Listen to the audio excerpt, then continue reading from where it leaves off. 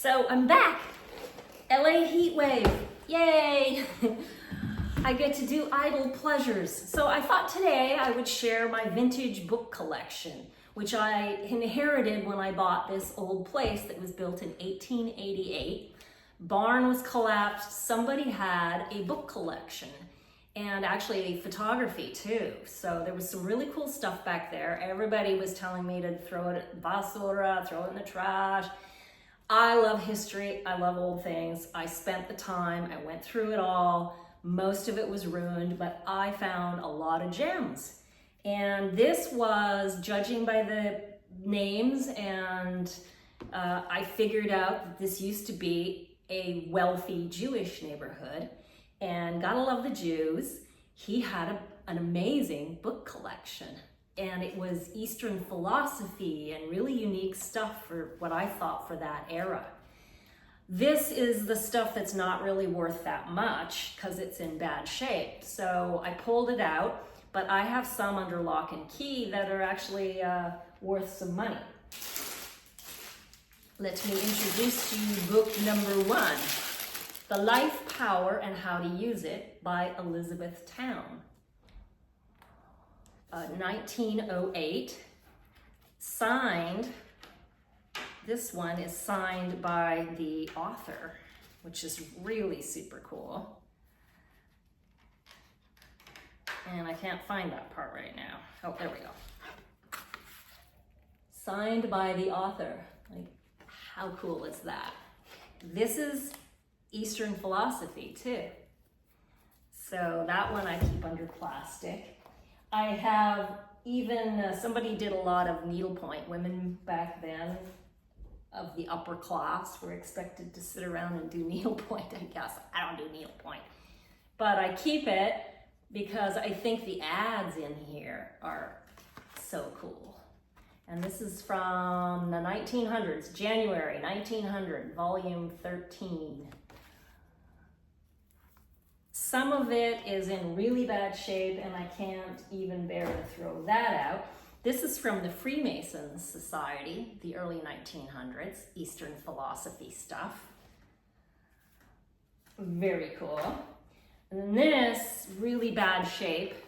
You think it's a children's book, but when you open it up and you look, the artwork looks like it's hand done pen and ink. So I just couldn't throw it out. Even the lettering, the calligraphy in it, just so cool. So I thought I might one day, if there's another heat wave, I might do a decoupage coffee table piece with that. Just too cool to throw out.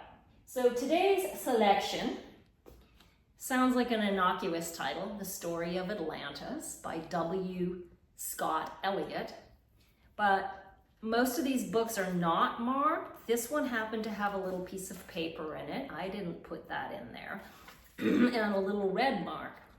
So I started reading that and I just thought it was very, what's the fancy word, prescient for our times. So now this is turning into geriatric as opposed to drag queen story hour. I gotta put on my glasses because I'm getting that age. And let me just read you this. It's very fascinating.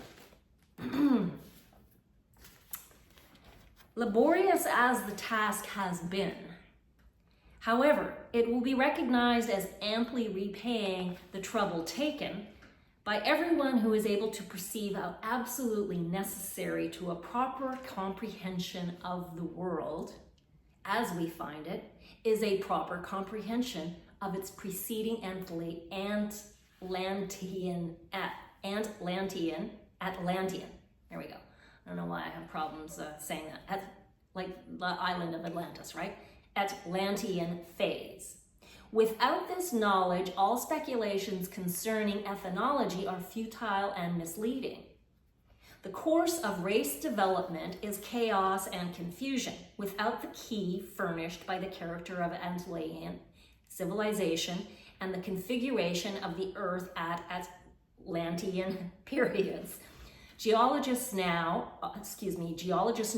that land and ocean surfaces must have repeatedly changed places during the period at which they also know from the situation of human remains in the various strata that the lands were inhabited.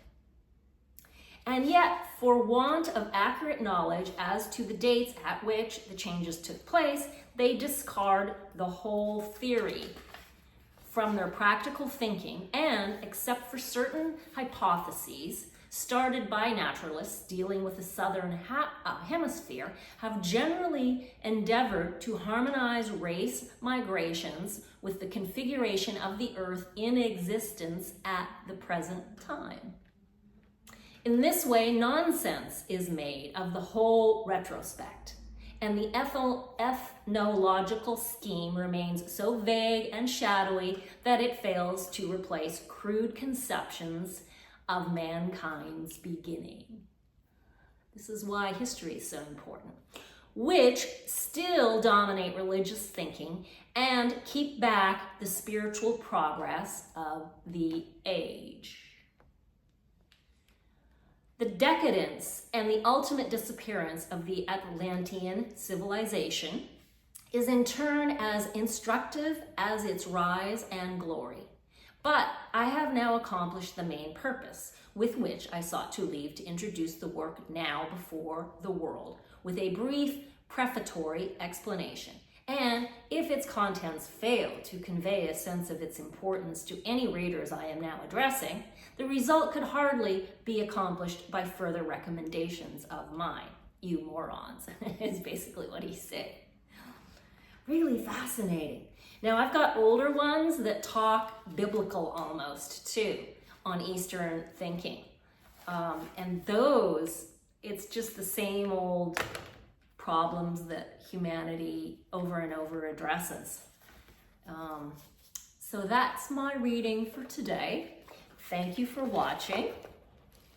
Find something sedentary and fun and mind-opening to do in this heat wave. Okay, how do I do this? Hold it, how did I do this? There we go. Woo-hoo.